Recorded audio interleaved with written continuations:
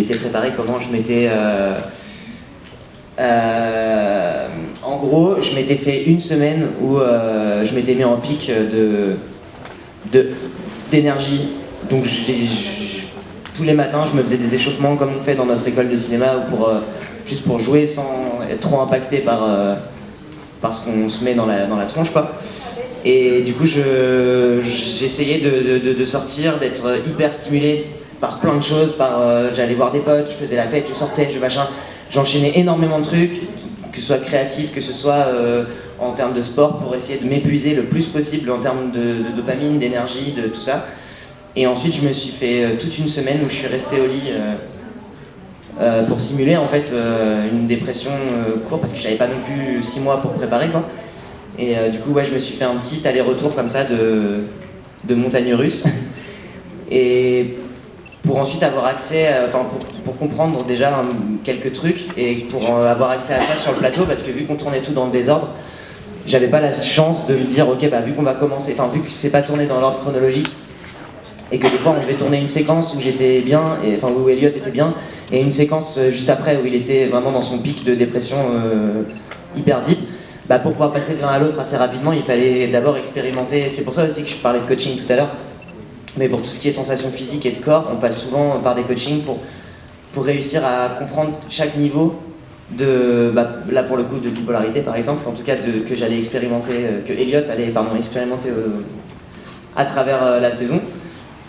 Et du coup, pour pouvoir niveler tout ça et avoir accès assez instantanément à certains états, quoi. Je sais pas si c'est très clair, mais parce que c'était assez intense comme prépa, du coup quand j'y repense ça me fait un peu genre mais c'était intéressant, et j'ai beaucoup parlé aussi à des amis qui en étaient atteints ou dont les parents en étaient atteints, des gens qui avaient pu être aussi spectateurs de ça sans le ressentir directement, mais qui avaient une très grosse connaissance de tout ça parce qu'ils avaient vu, c'était un ami qui avait une maman bipolaire à l'époque. Et du coup il a pu aussi me parler de lui, comment il voyait ça à travers des yeux d'enfant, parce que je trouve ça hyper intéressant. Quand on est acteur ou actrice, c'est hyper intéressant d'avoir un regard assez enfantin sur les choses, sans jugement, sans a priori, ou des trucs qui peuvent faire peur alors que c'est pas censé faire peur, ou des trucs qui peuvent fasciner alors que c'est pas censé fasciner, etc. Et du coup, j'avais bien aimé parler avec lui de toute cette approche qu'il avait en tant qu'enfant, de voir sa maman des fois dans des états qu'il comprenait pas trop, mais qui jugeait pas. Et c'était assez cool parce que ouais, voilà.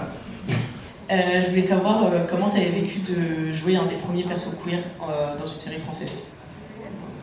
Ah ouais, franchement, je m'étais pas rendu compte que c'était... Ah ouais. Franchement, tu m'apprends aujourd'hui que c'était un des premiers. Je sais pas, ouais. En fait, je me rends pas compte de comment c'était effectivement.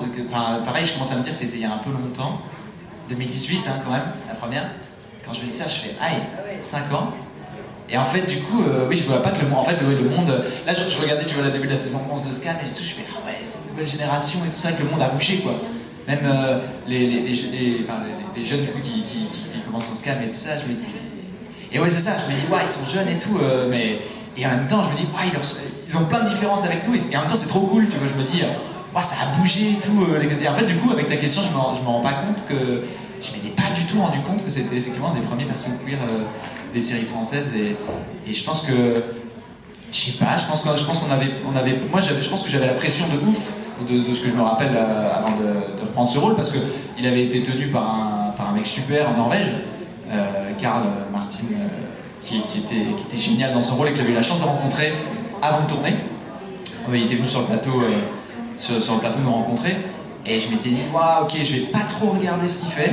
Genre, j'avais juste vu un passage qu'il fait parce que il y a de la pression derrière, quoi. Le rôle, il l'a bien installé. C'est un rôle que je savais très important pour ce que ça racontait pour la série, et qui m'avait mis la barre assez haute, que je me suis dit je vais bosser comme un dingue pour essayer de livrer. Moi, ce que je peux ressentir ou quoi dans ce rôle-là. Donc je pense que j'étais très impressionné, quoi.